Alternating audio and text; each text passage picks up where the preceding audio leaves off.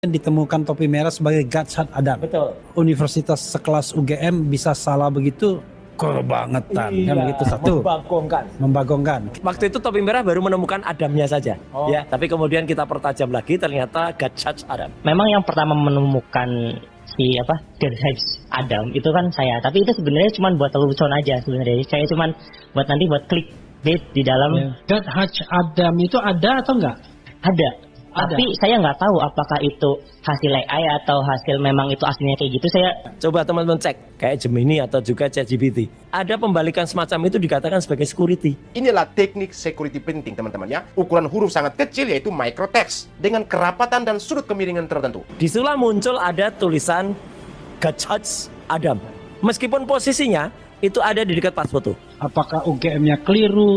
Anda tidak mengeluarkan statement? Nggak mengeluarkan statement itu. Yang penting ada itu. Yang penting itu ada. Jika teks berubah bentuk dari Gajah Mada menjadi pola lain seperti Gajah Adam, maka itu tanda kuat bahwa dokumen tersebut asli. Dari mana Mas Roy bisa mendapatkan dalam tanda kutip gelar pakar telematika? Dia ada tuh rekam itu. Oke, iya. Ini keluarin. Bang, jangan dong, Bang.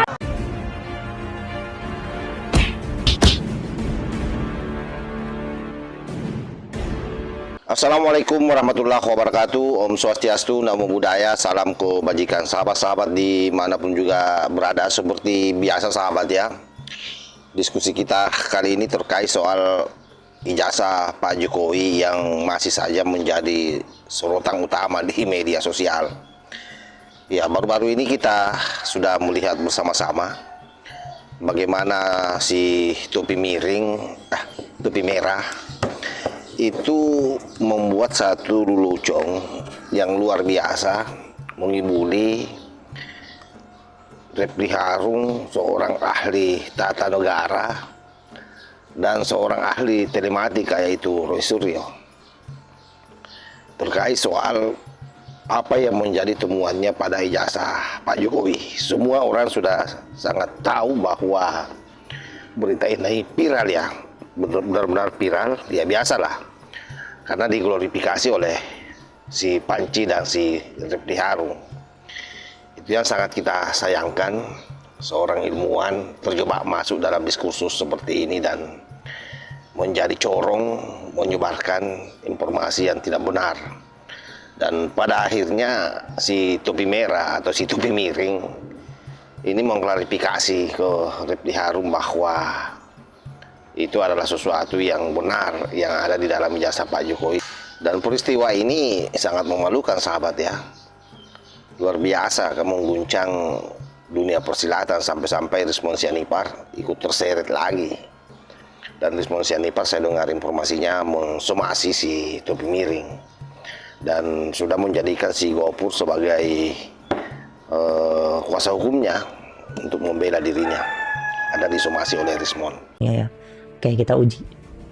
Oh ya, sebelumnya nih gue udah dapat nih sampel.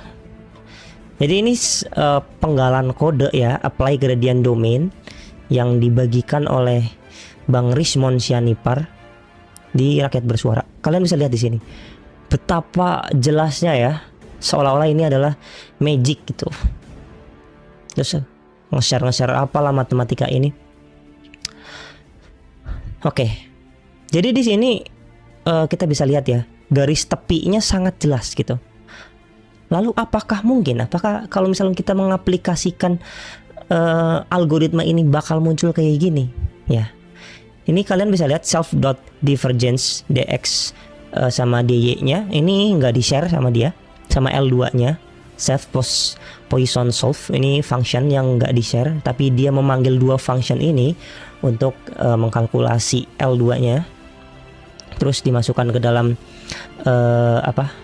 resultnya.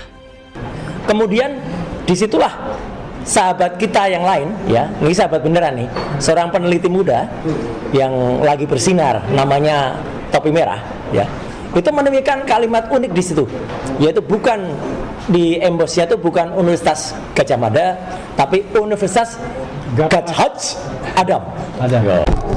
Karena di menit ke-48 di YouTube tayangan tersebut, atau pada jam 8 lebih 3 menit ya, jam 8 lebih 8 menit.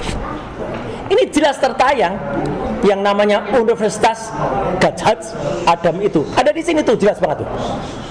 Bahkan secara full ada juga di YouTube tersebut.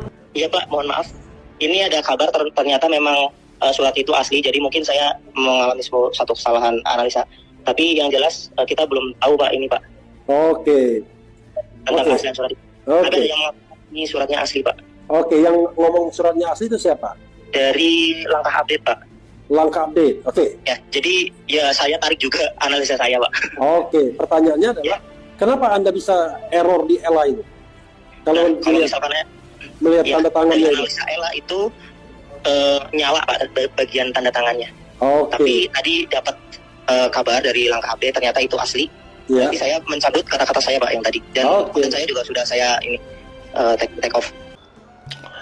Nah, sahabat-sahabat sekalian, apa yang bisa kita petik dari diskursus ini? Bahwa pada prinsipnya memang yang dilakukan oleh Roy Suryo, Refli Harun, maupun gengnya memang tidak dalam upaya mencari kebenaran, tapi terus-menerus melakukan pembusukan terhadap Pak Jokowi. Karena kalau benar bahwa dia murni melakukan penelitian, maka kan yang namanya penelitian itu seharusnya tidak menjas apa yang menjadi temuan dari, tidak menjustifikasi temuannya sebagai satu bentuk kebenaran yang mutlak. 99% palsu itu kan sesuatu yang mutlak. Jadi harusnya ada spasi di sana, sebagaimana yang Rismon lakukan, bahwa yang namanya penelitian bisa saja salah.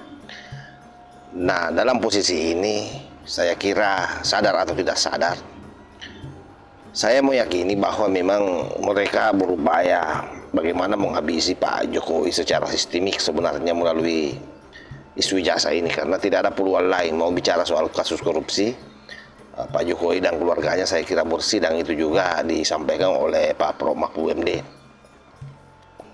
Oh, yang namanya Pak Jokowi itu betul-betul orangnya tidak terlibat, tidak neko-neko soal uang negara, sahabat ya.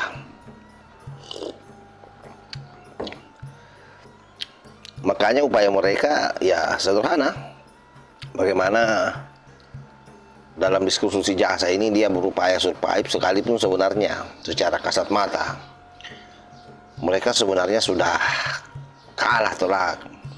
Apalagi dengan berbaliknya Rismon dan dengan temuan terbarunya topi miring ini yang diralat sendiri oleh dirinya, sahabat. Dan ini bertanda bahwa memang ke depan Roy Panci tidak bisa lagi mengelak dari jeratan hukum. Jadi dia akan kembali di penjara dengan ancaman hukuman di atas puluhan tahun. Dan ditambah dengan, karena dia residivis ya, berarti itu bertambah hukumannya. Karena melakukan kesalahan berulang. Memang orang ini menurut hemat saya tidak layak diberi tempat di republik ini. Memang harus dikandangkan. Perhatikan saja kalau dia bicara, tidak ada orang yang diberi ruang untuk bicara, dipotong-potong pembicaraannya orang. Paling seru itu kalau dia berhadapan dengan Andi Aswang itu dipotong terus pembicaraannya. Nah, untungnya keduanya ini kan sama-sama bangsawan. Jadi saya kira Andi Aswan juga tidak mungkin mau membiarkan congor si Panci itu melebar ke sana kemari tanpa dia mengerem, dan itu Andi Aswan lakukan dengan baik, sahabat. Saya kira demikian, sahabat ya. Jadi apa yang kita saksikan dari cuplikan-cuplikan video itu tadi, sekali lagi itu adalah tanda yang sangat buruk buat Roy Panci CS maupun Refli Harun, bahwa mereka memang orang yang senang mengglorifikasi sesuatu yang belum tentu itu benar. Dari sini saja kita sudah bisa menilai, sahabat, betapa bejatnya otaknya ini orang, betapa kurang ajarnya ini orang.